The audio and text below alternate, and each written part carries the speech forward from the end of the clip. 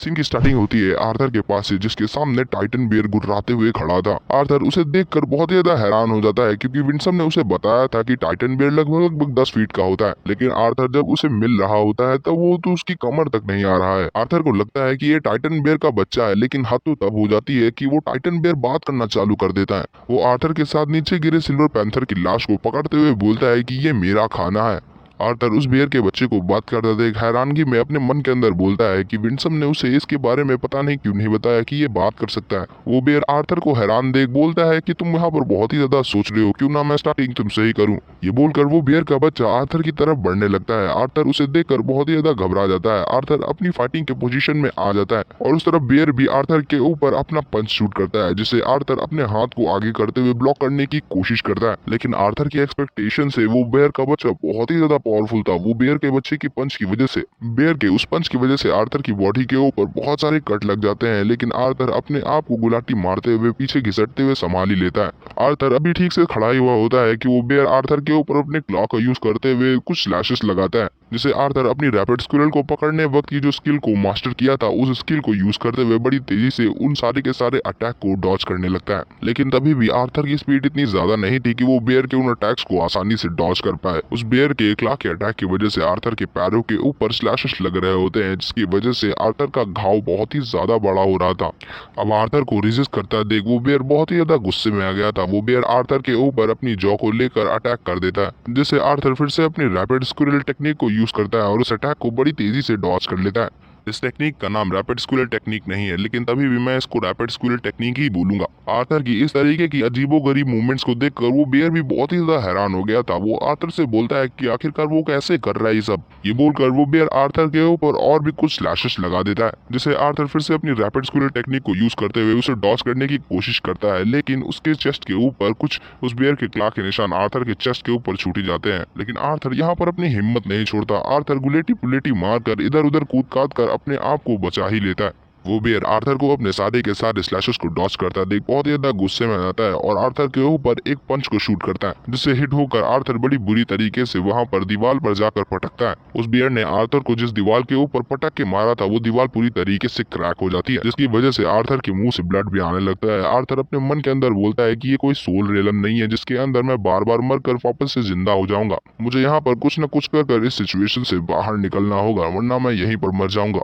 Arthur अपनी बची हुई हिम्मत को कलेक्ट करता है और उस बेयर के सामने जाकर खड़ा हो जाता है। आर्थर वहीं पर खड़े खड़े अपनी फुटवर्क टेक्निक को यूज करता है और उस बेयर के करीब जाने की कोशिश करने लगता है। लेकिन वो बेयर आर्थर के ऊपर अपने क्लॉ को यूज करते हुए फिर से एक स्लैश लगाती है, जिसकी वजह से आर्थर को पीछे हटना पड़ता है। आर्थर बोलता है कि ये जब भी अपने क्लॉ को यूज करते हुए स्लैश लगाता है तो इसके स्लैश भी इसके क्लॉ के जितने शार्प होते हैं और उतने ही ज्यादा पावरफुल होते हैं। वो बेयर अब आर्थर के ऊपर और भी ज्यादा गुस्से में आता है। वो आर्थर से गुस्से में बोलता है कि तुम जितना भी ज्यादा यहाँ पर रेजिस्ट करोगे ये सिचुएशन और भी ज्यादा तुम्हारे लिए पेनफुल होने वाली है, इसलिए अगर जो तुम यहाँ पर रेजिस्ट करोगे तो तुम यहाँ पर बहुत ही गंदी तरीके की मौत पाओगे। आर्थर उस बेयर की बात सुनकर शायद उस बेयर को सस्ते में ले लेता है, इसलिए वो अपने हाथ को खड़े करते हुए सरेंडर कर देता है। आर्थर बोलता है कि ठीक है मैं यहाँ पर और भी ज्यादा नहीं फुदकने वाला, तुम यहाँ पर जैसा भी बोलोगे मैं तुम्हारे लिए करने के लिए तैयार हूँ। आर्थर को अपने हाथ खड़े करते देख वो बेयर आर्थर के ऊपर तुरंत ही अपने पंच को शूट करता है, जिससे डायरेक्ट आर्थर हिट होता है। आर्थर के पांव भी इतने ज्यादा घायल हो चुके थे कि अब उसकी बस भी हो चुकी थी। आर्थर बोलता है कि मुझे जल्द से जल्द इसे खत्म करना होगा।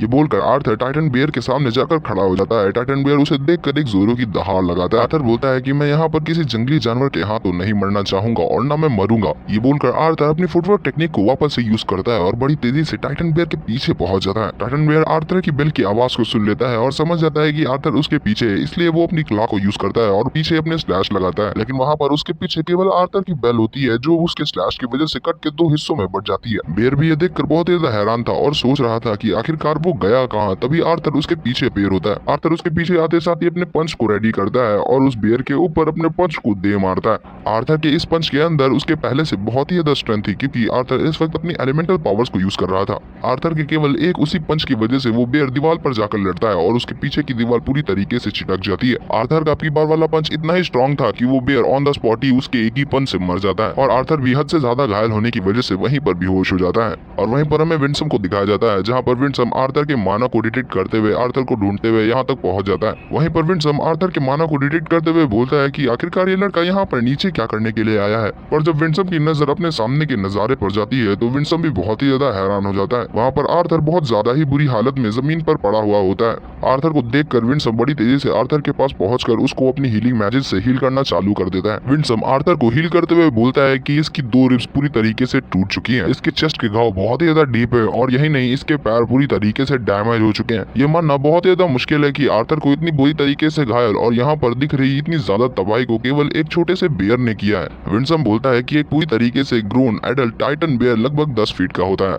लेकिन यहाँ पर वो पूरी तरीके से एडल्ट टाइटन बेयर भी इतनी ज्यादा तबाही नहीं मचा सकता जितनी इस बच्चे ने यहाँ पर मचाई है। लेकिन तभी वहाँ पर वो बेयर अपनी उंगली को हिलाता है जिसे देखकर विंसम उसकी तरफ घूरना चालू कर देता है और देखते ही देखते वो बेयर के चारों तरफ एक रेड कलर का ऑरा आ जाता है। उस बेयर के चेस्ट के ऊपर एक रेड कलर की चीज कोई चमकना चालू कर देती है और वहीं पर उस बेयर के सीने के ऊपर चमकती हुई चीज उस बेयर के सीने को फाड़ते हुए बाहर आ जाती है। विंसम बताता है कि ये एक डीमन लिच है। विंसम बताता है कि इसकी एबिलिटी है कि ये अपने होस्ट की बॉडी को पॉजेस कर उसके माना कोर को बहुत ही ज्यादा अमाउंट में स्ट्रेंथ देता है, लेकिन ये बहुत ही ज्यादा खतरनाक है क्योंकि ये हम अजूरास के लिए भी बहुत ही ज्यादा मुश्किल खड़ी कर देती है। यहाँ तक कि ये लिच हम अजूरास को भी आसानी से जान से खत्म करने में सक्षम है। विंसम आगे बढ़कर उस लिच को अपने हाथों से पकड़ लेता है और उसको पकड़कर तुरंत ही खींच कर उसको बाहर निकाल लेता है और उसकी वहीं पर जान ले लेता है। विंसम बोलता है कि इस लड़के की किस्मत बहुत ज्यादा खराब है क्योंकि इसकी यहाँ पर मुलाकात एक डीमन लिच के पोजेसर से हो गई, लेकिन ये बहुत ही ज्यादा अच्छी बात है कि ये लड़का एक को हराने में सक्षम है। ये बोलकर विंसम वहाँ पर उस डीमन लिच को अपने हाथों के अंदर मसल कर खत्म कर देता है। उस डीमन लिच को मारने के बाद विंसम के हाथों के अंदर एक अजूरे कलर की पिल आ जाती है जो कि शायद उस बेयर का कोर है।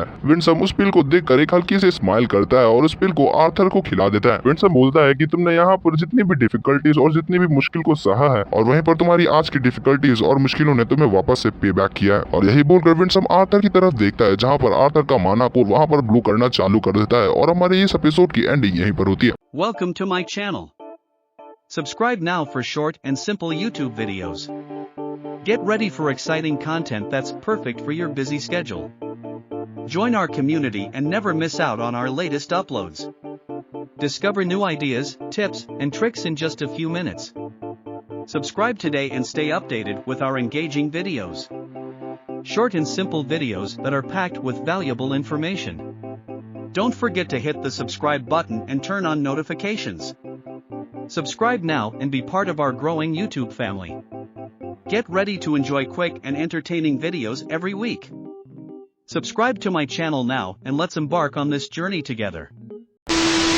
सीन की स्टार्टिंग होती है और आर्थर की आंख खुलती है एक घर के अंदर जहाँ पर आर्थर के पैरों के ऊपर पट्टी हुई होती है। आर्थर अपने पैरों को फील नहीं कर पा रहा था इसलिए वो बहुत ही ज्यादा घबरा जाता है। आर्थर को घबराता देख मेयर आर्थर के पास आती है और उसे घबराने से मना करती है। वो बोलती है कि उसने अपनी पावर्स का इस्तेमाल करते हुए उसके पैरों को वापस से काट कर हील किया है। असल में आर्थर के घाव बहुत ही ज्यादा थे उसके पाँव के ऊपर और उसे हील करना बहुत ही ज्यादा मुश्किल था। और अगर जो कुछ भी कर उसके पैरों को हील कर दिया जाता तो उसके पैरों की एफिशिएंसी पहले जैसी नहीं रहती, इसलिए मेयर ने आर्थर के पैरों को काट कर वापस से हील किया है। मेयर ये सब बोलकर वहाँ से चली जाती है जिसके बाद आर्थर को रियलाइज होता है कि उसका माना कोर अपग्रेड कर सिल्वर कलर का हो चुका है। आर्थर के प्रेडिक्ट करते साथ ही आर्थर की ड्रैगन विल अपने आप से एक्टिवेट हो जाती है और उसके टैटूज के बॉडी के ऊपर आ जाते हैं। आर्थर की बॉडी बहुत जोरों से चमकना चालू कर देती है जिसे मेयर बाहर से ऑब्जर्व कर लेती है। मेयर आर्थर को उसकी ड्रैगन विल के बारे में बताती है कि इसका नाम रियलम हार्ट है और ये एबिलिटी केवल इंद्रायत क्लैन के ब्लड लाइन के पास ही होती है। बेसिकली ये एबिलिटी इंसान को स्ट्रेंथ और पावर नहीं देती बल्कि ये एबिलिटी इंसान को ऐसी एजुकेशन और ज्ञान देती है जो बिना रियलम हार्ट के इसे एक्सेस कर पाना नामुमकिन है। ये बोलते हुए मेयर आर्थर को एक बड़ी सुंदर सी जगह पर ले आती है जो पूरी तरीके से रॉ माना से ओवरफ्लोड था। मेयर आर्थर को बताती है कि इस वर्ल्ड के अंदर जितने भी एलिमेंट है वो छोटे छोटे पार्टिकल से मिलके बने हुए हैं और यहाँ पर जितने भी मैजिशियन है वो अपनी बॉडी के हिसाब से सुटेबल माना को ऑब्जॉर्व करते हैं और धीमे धीमे उस मैजिशियन की बॉडी उस पर्टिकुलर टाइप माना को अडेप्ट कर लेती है और वही उसका क्वाड बन जाता है। आगे मेयर आर्थर को एथर के बारे में बताती है कि माना और एथर दो अलग अलग चीजें हैं। अगर जो मैं तुम्हें सिंपल वर्ड में समझाना चाहूँ तो एथर एक कप है और उसमें फिल किया हुआ वाटर माना। आर्थर तुरंत मेयर की बातों को पकड़ लेता है और वो बोलता है कि उस वक्त जिस वक्त मैंने रियलम हार्ट को एक्टिवेट किया था और वो पर्पल कलर के माना पार्टिकल्स वहाँ पर दिखे थे। बोलती है हाँ वही एथर था। एथर को तुम अपना रियलम हार्ट को एक्टिवेट करने के बाद उसे साफ साफ देख सकते हो और वही जो तुमने छोटे छोटे पर्पल कलर के कंपाउंड्स को दिखा था वही मिलकर एथर को बनाते हैं। और अगर जो यहाँ पर बात की जाए रियलम हार्ट की तो यहाँ पर रियलम हार्ट के 3 अलग अलग पाथ्स हैं जिसमें से पहले का नाम एवियम जो टाइम को कंट्रोल कर सकता है, दूसरे का नाम स्पेटियम जो स्पेस को कंट्रोल कर सकता है और तीसरे का नाम विवियम जो पूरे के पूरे लिविंग कंपाउंड्स को इन्फ्लुएंस करता है। मेयर आर्थर को बताती है कि कोई भी प्रैक्टिशनर चाहे जितना बड़ा जीनियस हो और चाहे जितना ही ज्यादा पावरफुल हो, वो केवल इन पाथ्स में से किसी एक पाथ के ही ऊपर चल सकता है। और इन पाथ्स को हमारे एंसेस्टर ने हमारे रेलम हार्ट के यूज करने के बाद हमारी बॉडी के ऊपर जो मार्क्स बनते हैं, जिन्हें र्यून के नाम से जाना जाता है, उन्हें डिफरेंशिएट कर इन पाथ्स को अलग अलग कैटेगरीज में बांटा था। ये बोलते साथ ही मेरे के बॉडी के ऊपर र्यून अपेयर हो जाते हैं और हमें यहाँ पर पता चलता है कि मेरे भी यहाँ पर अपने रेलम हार्ट को यूज कर सकती है।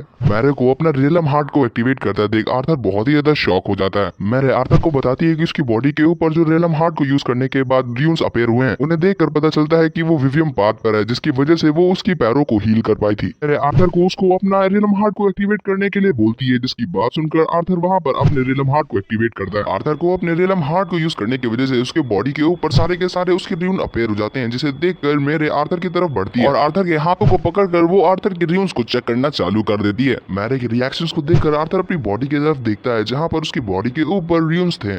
आर्थर वहां पर अपने हाथ के अंदर अपने मैजिक को यूज करता है और अपने फायर एलिमेंट को रिलीज करता है। आर्थर के फायर एलिमेंट को यूज करने की वजह से आर्थर के हाथों के अंदर एक छोटी सी फायर बन जाती है, जिसके आसपास छोटे छोटे रेड कलर के एथर पार्टिकल्स दिखाई दे रहे होते हैं। आर्थर ऐसा ही अपने अर्थ वाइंड वाटर एलिमेंट के साथ करता है और आर्थर के हर एक एलिमेंट को यूज करने की वजह से आर्थर के आसपास छोटे छोटे अलग अलग कलर के माना पार्टिकल्स आ जाते हैं, जो असल में एथर कंपोनेंट होते हैं। आर्थर ये देखकर बहुत ही ज्यादा शॉक था और आर्थर बोलता है कि आखिरकार मैंने इसे पहले क्यों नहीं रिकॉग्नाइज किया। मैरे आर्थर से बोलती है, ह्यूमंस के लिए इस एथर कंपोनेंट के ऊपर स्टडी करना बहुत ही ज्यादा मुश्किल है। एथर का फंडामेंटल लॉ पूरी तरीके से माना पार्टिकल से अलग है। ये बोलकर मेरे अपने हाथों के अंदर एथर को मैनिपुलेट करना चालू कर देती है। मेरे आर्थर से बोलती है कि अगर जो तुम एथर को माना के जैसे मैनिपुलेट करने की कोशिश करोगे, तुम्हारे हाथों में फेलियर के अलावा और कुछ नहीं लगेगा। और वहीं से मेरे अपने हाथों को यूज करते हुए उन सारे के सारे एथर पार्टिकल्स को वहां से गायब कर देती है। आर्थर ये देखकर बहुत ही ज्यादा शॉक हो जाता है, क्योंकि उसको लग रहा होता है कि मेरे ने यहाँ पर सारे के सारे एथर पार्टिकल्स को ऑब्जर्व कर लिया है। आर्थर ये देखकर मेरे से बहुत ही ज्यादा इंप्रेस हो जाता है और वो एक्साइटेड होते हुए मेरे से बोलता है कि आखिरकार वो किस तरीके से एथर को ऑब्जर्व कर पा रही है और मैं किस तरीके से एथर को ऑब्जर्व करूं। आर्थर का क्वेश्चन सुनकर मेरे आर्थर को बताती है कि एथर को ऑब्जर्व नहीं किया जा सकता, तुम यहाँ पर केवल एथर की प्रेजेंस को चेंज कर सकते हो। मेरे आर्थर को बताती है कि मानाकोर हमेशा बॉडी के अंदर रहता है, फिजिकल रियलम में, इसलिए मानाकोर का डायरेक्टली एथर को ऑब्जर्व करना नामुमकिन है। मेरे आर्थर को बताती है कि उसे चिंता लेने की कोई जरूरत नहीं है, क्योंकि अभी उसकी कल्टीवेशन स्टार्ट ही हुई होती है। जब तुम बड़े हो जाओगे तो तुम इसे धीमे धीमे कर समझ जाओगे। मेरे आर्थर को बताती है कि एक समय ऐसा आएगा जहाँ पर तुम्हारी रूट माना रिफाइनिंग एबिलिटी के ऊपर तुम्हारी कल्टीवेशन डिपेंड नहीं करेगी, लेकिन जो तुम्हारी नॉलेज होगी वो कभी भी तुम्हारी तुमसे पास डाउन नहीं होगी और जिसे लाख कोशिश कर किया भी नहीं जा सकता। मेरे आर्थर से बोलती है कि आर्थर क्या तुम्हें मालूम है तुम किस वजह से एथर को यूटिलाइज कर पा रहे हो। मेरे आर्थर की बात सुनकर थोड़ी देर सोचकर उसके बाद बोलता है कि शायद ये सिल्विया की ड्रैगन विल के कारण हो रहा है। मेरे बोलती है नहीं, ये सिल्विया की ड्रैगन विल के कारण नहीं हो रहा है, लेकिन हाँ, सिल्विया की ड्रैगन विल के कारण तुम्हारी बॉडी एथर के बर्डन को उठा पा रही है। मेरे की बात सुनकर आर्थर फिर से असमंजस में चला जाता है और थोड़ी देर सोचने के बाद आर्थर एकदम से शॉक होते हुए बोलता है, मैं एथर को इसीलिए यूटिलाइज कर पा रहा हूँ क्योंकि मेरे पास चारों के चारों एलिमेंट को यूज करने की एबिलिटी है। जिसपे सिल्विया स्माइल करते हुए बोलती है कि हाँ, अब तुमने सही बोला। वहीं पर हंसते हंसते मैरे की नजर आर्थर के ऊपर जाती है, जहाँ पर आर्थर अपने रेलम हार्ट की वजह से उसकी बॉडी कांप रही होती है। वो ज्यादा देर तक रेलम हार्ट को नहीं रोक पा रहा होता है, इसलिए मैरे आर्थर से बोलती है कि ये तो बहुत ही अच्छी बात है कि तुम रेलम हार्ट को इतनी देर तक एक्टिवेट कर रख पा रहे हो, लेकिन अभी तुम रेलम हार्ट को यहाँ पर डीएक्टिवेट कर दो। मैरे की बात सुनकर आर्थर वहाँ पर अपने रेलम हार्ट को डीएक्टिवेट कर देता है। आर्थर अपने रेलम हार्ट को डीएक्टिवेट करने के बाद मैरे से पूछता है कि मैरे क्या तुम मुझे यहाँ पर बताओगे किस क्वालिटी का एथर मेरे ऊपर सूट करेगा और मैं उसे अच्छी तरीके से मैनिपुलेट कर पाऊंगा। आर्थर की बात सुनकर मैरे आर्थर से बोलती है कि आर्थर मुझे यहाँ पर तुमसे सबसे पहले ये चीज बताने दो। मैरे आर्थर से बोलती है कि आर्थर मुझे यहाँ पर नहीं मालूम कि किस तरीके का एथर तुम्हारे ऊपर सूट करेगा, और मुझे लगता है कि जिस तरीके से हम अजूरास एथर को मैनिपुलेट करते हैं और यूटिलाइज करते हैं तुम उस तरीके से नहीं कर पाओगे। मुझे मालूम है तुम बहुत ही बड़े जीनियस हो, क्योंकि तुम्हारे पास चारों के चारों एलिमेंट को मैनिपुलेट करने की एबिलिटी है। यही नहीं, तुम्हारे पास ड्रैगन व्हील है और इसके साथ ही साथ तुम्हारे पास रेलम हार्ट फिजिक्स भी है। पर ये बहुत ही बड़ा बैड लक है, क्योंकि यहाँ पर तुम केवल साधारण से एक ह्यूमन हो। आर्थर मैरे की बात सुनकर गुस्से में अपने दांत बीज लेता है। आर्थर ये सुनकर अपसेट हो जाता है, लेकिन मैरे आर्थर को वहाँ पर बताती है कि उसका पाथ कौन सा है। भले ही वो टाइम को मैनिपुलेट कर पा रहा है, लेकिन इसका कोई मतलब नहीं है कि वो एवियम पाथ पर जाने वाला है। मैरे आर्थर को बताती है कि उसका रेलम हार्ट का पाथ सिल्विया के जैसे स्पैटियम है, जो स्पेस फैब्रिक को कंट्रोल कर सकता है। मैरे की बात सुनकर आर्थर बोलता है कि मैरे जिस तरीके से तुमने यहाँ पर बोला उसके हिसाब से मुझे लगता है कि मेरी कॉन्शियसनेस इस एबिलिटी को किसी भी हाल में कंट्रोल नहीं कर पाएगी। ये बोलकर आर्थर वहाँ पर बहुत ही ज्यादा परेशान हो जाता है। वो मैरे से बोलता है कि मैरे तुम मुझे यहाँ पर बताओ कि मैं आखिरकार करूँ तो करूँ क्या। इतनी दूर इस ग्रैंड एबिलिटी के बारे में जानने के बाद क्या मेरे पास इतनी क्वालिफिकेशन है कि मैं इस एबिलिटी को होल्ड कर पाऊँ। पर मुझे लगता है कि एक लेसर बीइंग होने के कारण मेरी फिजिकल लिमिटेशन की वजह से मैं इस एबिलिटी को हैंडल नहीं कर पाऊंगा। आर्थर को गुस्से में देख मैरे आर्थर को दिलासा देते हुए बोलती है कि ये बहुत ही ज्यादा बुरा है आर्थर, तुम्हारे पास बहुत ही ज्यादा ओवरवेलमिंग पोटेंशियल है, लेकिन तुम अपनी कैपेसिटी से बंधे हुए जिसके ऊपर तुम कंट्रोल नहीं कर सकते। मैरी आर्थर को बोलती है कि वो ये सारी चीजें उसे किसी भी तरीके से मूव करने या उसे नीचे दिखाने के लिए बिल्कुल भी नहीं बोल रही है, पर हाँ मैं इससे तुम्हें ये बताने की कोशिश कर रही हूँ कि नॉलेज सबसे ज्यादा इंपॉर्टेंट और सबसे ज्यादा पावरफुल स्ट्रेंथ है, और मुझे पक्का है कि नहीं कि तुम इसके साथ अपनी फिजिकल रियलम की बाउंड्रीज को ब्रेक थ्रू कर आगे जाने का रास्ता ढूंढ ही लोगे, और आगे चलकर शायद तुम कुछ ऐसा करके दिखाओगे जिसे अजूरा ने भी कभी सोचा नहीं होगा और ना कभी करने की कोशिश की होगी। मैरी आर्थर को बताती है कि उसने यहाँ पर बहुत से रूल तोड़ दिए हैं उसे ये सारी चीजों के बारे में नॉलेज देकर, अगर जो नॉलेज किसी गलत हाथों में पड़ गई तो इसे ड्रैगन रेस के खिलाफ भी यूज किया जा सकता है। मैरी आर्थर से बोलती है कि उसके पास रियलम हार्ट है और उसके पास चारों के चारों एलिमेंट को यूज करने की एबिलिटी है, इसलिए किसी भी फाइट के वक्त उसके हाथों में जो कुछ भी होगा वो उसे एक वेपन की तरह यूज कर सकता है। पर यहाँ पर तुमने जिस मूवमेंट टेक्निक को क्रिएट किया था जिसकी वजह से तुम यहाँ पर घर पर इस हालत में पड़े हुए हो, उसको छोड़कर तुम किसी भी चीज को, किसी भी एबिलिटी को यूज कर सकते हो।